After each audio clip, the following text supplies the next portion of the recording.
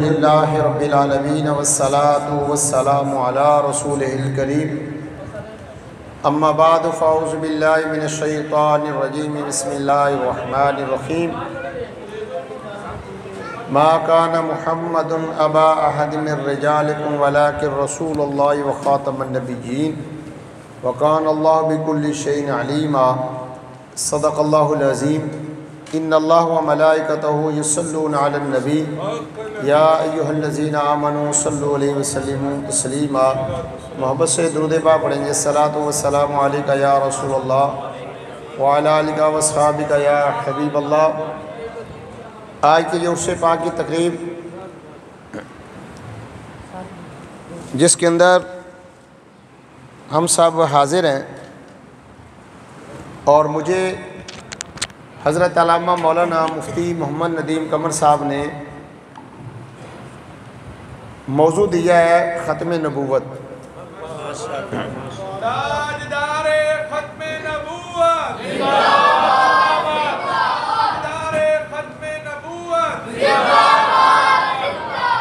لبیک لبیک لبیک یا رسول اللہ، لبیک لبیک لبیک یا رسول اللہ، لبیک لبیک لبیک یا رسول اللہ۔ محترم حضرت پیر سید محمد افضال شاہ صاحب زنجانی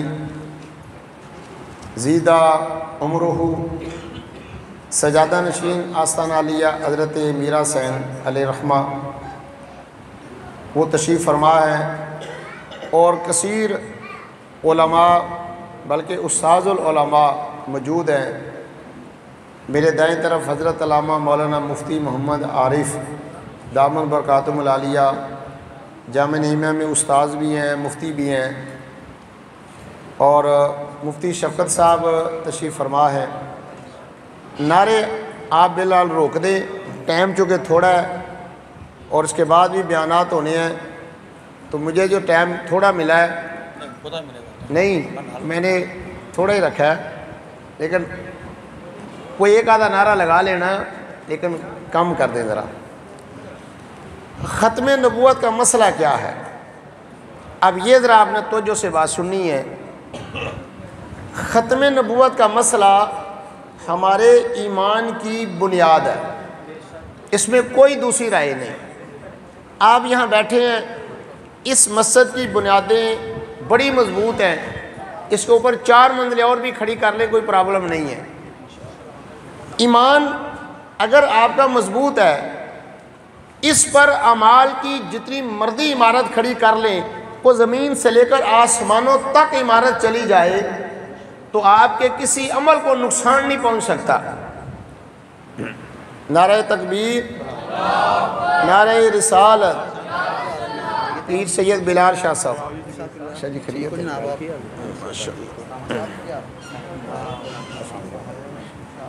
نبی علیہ السلام کا آخری نبی ہونا ایک اللہ کی بہت بڑی عظیم نعمت ہے۔ وہ ذرا سنیں کیوں نعمت ہے۔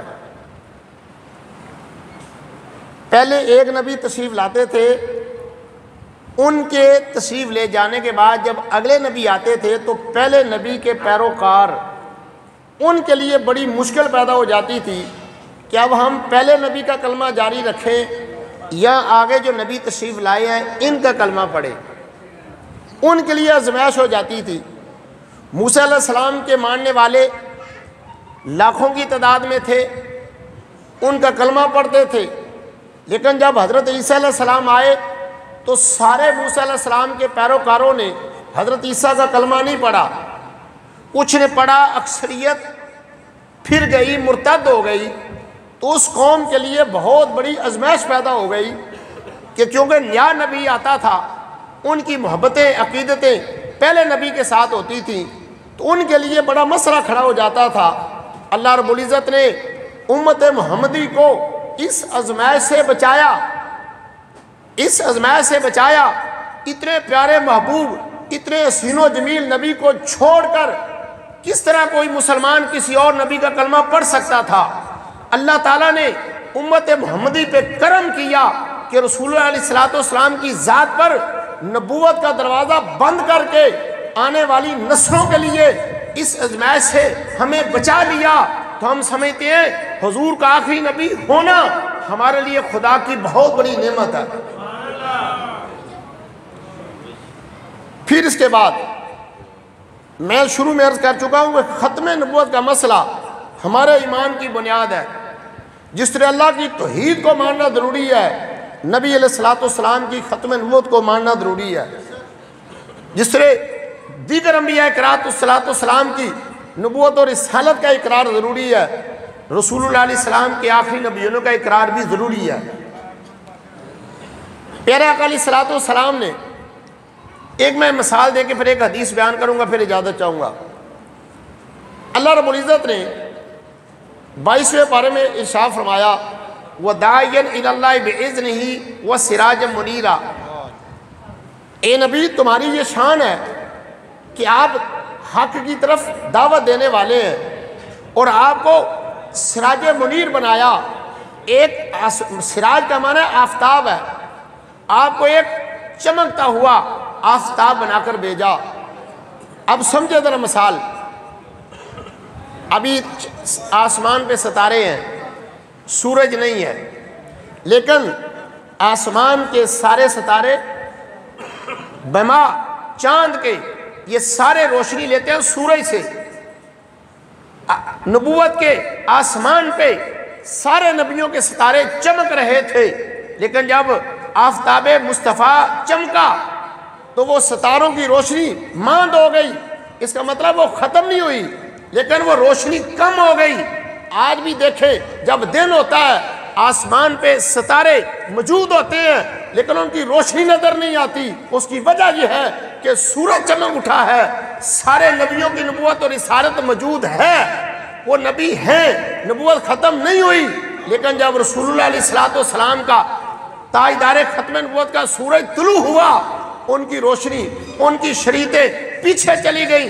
اب قیامت تک یہی شریعت چلے گی، یہی نظام مصطفیٰ چلے گا، اور سارے نبوت اور رسالت کے مسئلہ میں نبی علیہ الصلوۃ والسلام کی نبوت اور رسالت سے فیض لیتے رہے۔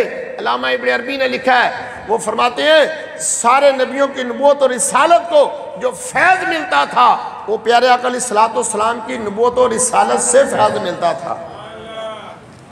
پھر رسول پاک علیہ الصلوۃ والسلام کو اللہ نے آخری نبی بنایا۔ دو مسئلے سیدنا صدیق اکبر کے دور میں سب سے زیادہ اہمیت اختیار کر گئے۔ ایک مسئلہ تھا ختم نبوت کا، ایک مسئلہ تھا مرتدین کا۔ حضرت سیدنا صدیق اکبر نے اعلان فرمایا کہ ہم مسلمہ کذاب کے ساتھ چلیں گے۔ مسلمہ کذاب کے ساتھ ہزاروں نہیں لاکھوں لوگ جمع ہو چکے تھے۔ یمن کی طرف نکلا، سارے لوگ اس کے ساتھ مل گئے۔ آج کچھ لوگ کہتے ہیں جی مرزا کے ساتھ لوگ مل گئے ہیں۔ میں کہتا ہوں رسول اللہ کے دور میں مسلمہ کذاب نے دعویٰ کیا تھا، اسود عنسی نے دعویٰ کیا تھا، اسود عنسی کو قتل کروایا گیا۔ مسلمہ کذاب نے آ کر رسول اللہ سے اپنا حصہ مانگا تو آپ نے نیچے تنکا اٹھا کر کہا اگر تو خلافت کے مسئلے میں مجھ سے اس تنکے کے برابر بھی سوال کرے گا تو میں تجھے یہ بھی دینے کے لیے تیار نہیں ہوں۔ مسلمہ کذاب نے رسول اللہ کی نبوت پہ ڈاکہ ڈالا۔ حضرت صدیق اکبر کا دور آ گیا۔ اب یہ ایمان افروز بات سننے والی ہے۔ حضرت سیدنا صدیق اکبر رضی اللہ تعالیٰ عنہ، آپ کے سامنے ایک مسئلہ کھڑا نہ ہوا، قبائل مرتد ہو گئے، ایک طرف زکوٰۃ کے منکر کھڑے ہو گئے، ملک شام میں عیسائیوں کی حکومت، ایران کے اندر مجوسیوں کی حکومت، چاروں طرف یہودی عیسائی کافر مرتد تھے، ایک ریاست مدینہ تھی۔ رسول اللہ علیہ الصلوۃ والسلام کو جائے ہوئے تھوڑا عرصہ گزرا تھا، ہر طرف مرتدین ہو گئے۔ تو حضرت صدیق اکبر نے کہا ہم لشکر اسامہ بھی بھیجیں گے، مرتدین کے خلاف لڑائی بھی کریں گے، ہم زکوٰۃ کے منکرین کے خلاف جہاد بھی کریں گے۔ حضرت عمر نے عرض کیا حضور اس وقت ماحول ٹھیک نہیں ہے، حالات ٹھیک نہیں ہے، ہر طرف فتنے ہیں، ایک ریاست مدینہ ہے، قربان جو ابو بکر تیری عظمت پہ۔ جب ہر بندہ مشورے دے رہا تھا آپ لڑائی کے لیے نہ نکلے تو حضرت صدیق اکبر یہ کہہ رہے تھے کہ اگر دشمن کے گھوڑے مجھے روند جائیں اور میرے جسم کی بوٹیاں آسمان کے پرندے نوچ کر لے جائیں، تو فرمایا ابو بکر یہ تو قبول کر لے گا لیکن اپنے نبی کے نظام کو بگڑتا ہوا نہیں دیکھ سکتا۔ اس لیے حضرت ایک منٹ اب بات سن لیں، میں مسئلہ سمجھانا چاہتا ہوں، نعرے روک دیں ذرا۔ حضرت صدیق اکبر نے اتنی بڑی قربانی دی، اس لیے تو حضرت عمر کہا کرتے تھے اے ابو بکر ایک دن کی نیکی اور ایک رات کی نیکی مجھے دے دے اور میری ساری زندگی کی نیکیاں لے لے۔ رات کی نیکی تو غار والی نیکی تھی اور دن کی نیکی نبی علیہ السلام کے نظام پر پہرا دینا تھا۔ اس لیے میں یہ کہنا چاہتا ہوں کہ کائنات کی سب سے بڑی نیکی کیا ہے؟ ایک ہے ذات مصطفیٰ پہ پہرا دینا اور ایک ہے نبی پاک کے نظام پر پہرا دینا۔ حضرت صدیق اکبر نے رسول اللہ کے نظام پہ پہرا دیا اور پھر مسلمہ قذاب کے خلاف نکلے اور حضرت واشی رضی اللہ تعالیٰ عنہ کہتے ہیں کہ میں نے حضرت امیر حمزہ کو شہید کیا تھا، مجھے بڑی پریشانی تھی کہ میں نے اسلام کا بڑا بندہ، بہت بڑا عظیم انسان شہید کیا ہے، اور میری منشا تھی کہ اللہ مجھے موقع دے تو میں کفر کا سب سے ذلیل ترین انسان قتل کروں گا۔ پھر جنگ یمامہ ہوتی ہے تو حضرت واشی جس نے امیر حمزہ کو شہید کیا تھا وہی تلوار سنبھال کے رکھی اور لڑائی ہو رہی ہے، وہ لاکھوں کے جنبڑ میں کھڑا ہے۔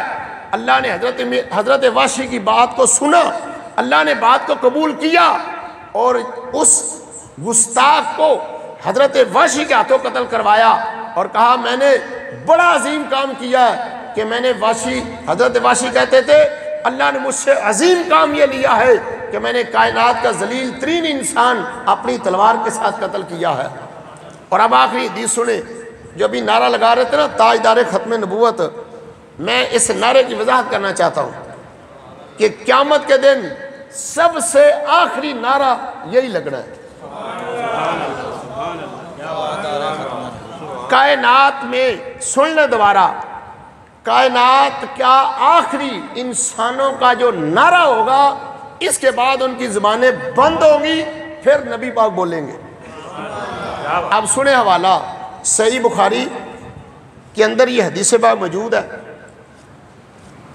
نبی کریم علیہ السلام جب مدینہ طیبہ تشریف فرما ہوں گے، ساری کائنات کے گناہ گار، اعزاز دیکھو ہمارے نبی کا کتنا ہے، گناہ گار ہیں آدم علیہ السلام کے، گناہ گار ہیں موسیٰ علیہ السلام کے امتی، گناہ گار ہیں عیسیٰ علیہ السلام کے امتی، وہ سارے اکٹھے ہو کر حضرت آدم کے پاس جائیں گے، وہاں جا کر عرض کریں گے آپ ہمارے والد ہیں، بڑے ہیں، کوئی ہمارے لیے کرے۔ بڑی لمبی حدیث ہے، علماء اکرام نے حدیث اکثر بیان کی ہے، میں اشارتاً آگے چلتا ہوں۔ سارے کہیں گے اذهبوا الی غیری، اذهبوا الی غیری، آگے چلیں آگے چلیں۔ تو ہم ان لوگوں سے پوچھتے ہیں جو جب ہم جاتے ہیں نا کسی درگاہ پہ، کسی نیک بندے کے پاس جاتے ہیں تو کہتے ہیں تم اللہ کو چھوڑ کر وہاں کیوں جا رہے ہو؟ ہم مدینہ شریف کی نیت کر کے جاتے تو ہمیں کہا جاتا تو مدینہ کی نیت کر کے کیوں جاتے ہو؟ تو میرا سوال ہے کہ معاشر کے میدان میں اللہ کے نبی توحید کا درس چھوڑ دیں گے؟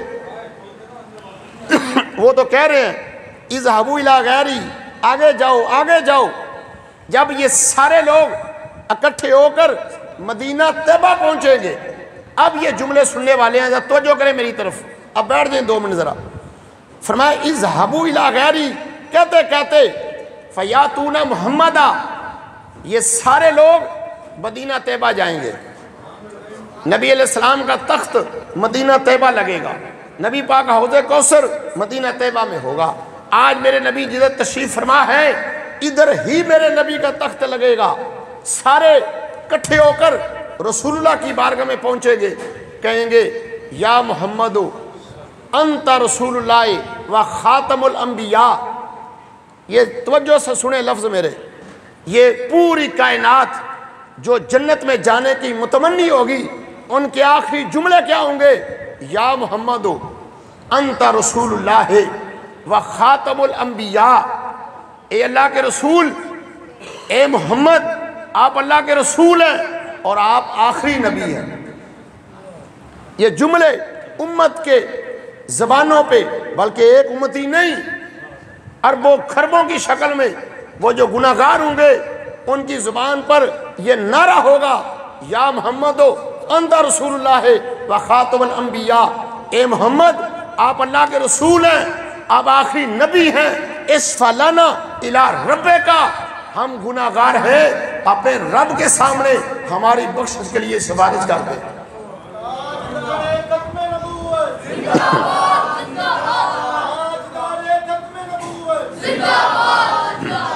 اب سن لے، یہ جو آپ آج نعرہ اپنی زبان میں لگا رہے ہیں، اس کا ترجمہ، یہ ترجمہ ہے رسول اللہ علیہ السلام کی اس حدیث کا، انت رسول اللہ و خاتم الانبیاء، امت کا آخری نعرہ معاشر کے میدان میں بھی ختم نبوت کا نعرہ لگے گا۔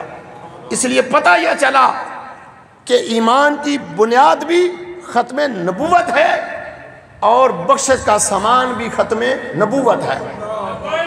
اگر بچے ایک منٹ ذرا، ایمان کی بنیاد بھی ختم نبوت ہے اور معاشر کے میدان میں گناہگاروں کی زبان پہ آخری جو لفظ آئیں گے، انت رسول اللہ و خاتم الانبیاء، تاجدار ختم نبوت کا نعرہ جو نہیں لگائے گا، یاد رکھنا قیامت کے دن اس بندے کی بخشش نہیں ہوگی۔